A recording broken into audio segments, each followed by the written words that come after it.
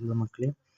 ಇದನ್ನು ನೋಡಿ tan square x into sin square x into d X. ಇದನ್ನು integrate ಮಾಡೋದು ಸಿಂಪಲ್ ಒಂದು ಫಾರ್ಮುಲಾ ಇದೆ. ಇದರ ಡೆರಿವೇಷನ್ ಏನು ಬೇಕಾಗಿಲ್ಲ. tan square x minus sin square X ಬರುತ್ತೆ ಇಂಟು ಡಿ ಎಕ್ಸ್. ಇದನ್ನು ಹೇಗೆ ಬಂತಂತ ಹೇಳಿದರೆ ನಾನು ಕಮೆಂಟ್ ಮಾಡಿ ನಾನು ಹೇಳ್ತೀನಿ. ಇದನ್ನು tan ಸ್ಕ್ವೇರಲ್ಲಿ ನೋಡಿ tan square x plus 1 = secant square x ಆಗುತ್ತೆ. ಸೊ tan ಸ್ಕ್ವೇರ್ ಎಕ್ಸ್ನ secant ಸ್ಕ್ವೇರ್ ಎಕ್ಸ್ ಮೈನಸ್ 1 ಅಂತ ಬರೀತೇವೆ. ಇದನ್ನು ಇಲ್ಲಿ ಸಬ್ಸ್ಟಿಟ್ಯೂಟ್ ಮಾಡೋದು. secant square x minus 1 minus sin square x d x ಇದಾಗುತ್ತೆ.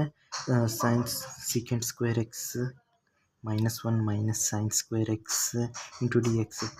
sin ಸ್ಕ್ವೇರಿಂದ ಇಂಟಿಗ್ರೇಟ್ ಮಾಡಿದರೆ tan ಬರುತ್ತೆ, tan ಎಕ್ಸ್.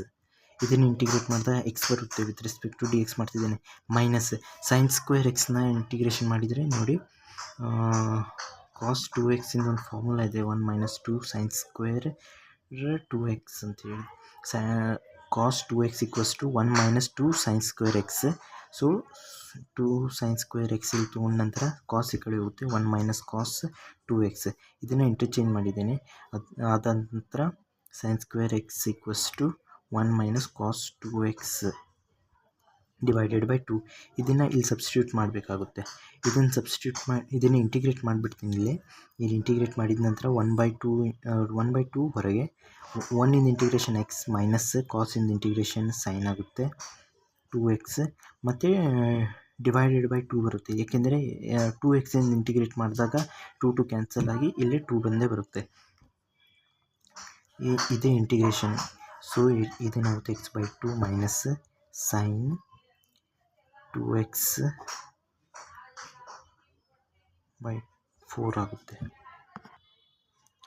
ಸೊ ಇದನ್ನು ಇಲ್ಲಿ ಸಬ್ಸ್ಟಿಟ್ಯೂಟ್ ಮಾಡಬೇಕಾಗುತ್ತೆ. So it will be tan x minus x/2 minus sine 2x/4. So ಇದೇ last answer. Thanks for watching. ಮತ್ತು ಇದನ್ನು ಹೇಗೆ ಪ್ರೂವ್ ಆಗಿದೆ ಅಂತ ಹೇಳಿ ನನಗೇನಾದರೂ ನಿಮಗೆ ಕನ್ಫ್ಯೂಷನ್ ಇದೆ ನನಗೆ ಹೇಳಿ. ಸಿಂಪಲ್ ಆಗಿದೆ, ಏನಿಲ್ಲ. ಇದನ್ನು ನೀವು ಸಿಂಪ್ಲಿಫೈ ಮಾಡಿ ಇದನ್ನೆಲ್ಲ sin ಸ್ಕ್ವೇರ್ cos ಸ್ಕ್ವೇರ್ ಎಲ್ಲ ಕಾಮನ್ ತೆಗೆದ ನಂತರ ನಿಮ್ಗೆ ಇದೇ ಸಿಗುತ್ತೆ. ಇದನ್ನು ಬೇಕಾದರೆ ನೀವು ಕ್ರಾಸ್ ವೆರಿಫಿಕೇಷನ್ ಮಾಡ್ಬೋದು.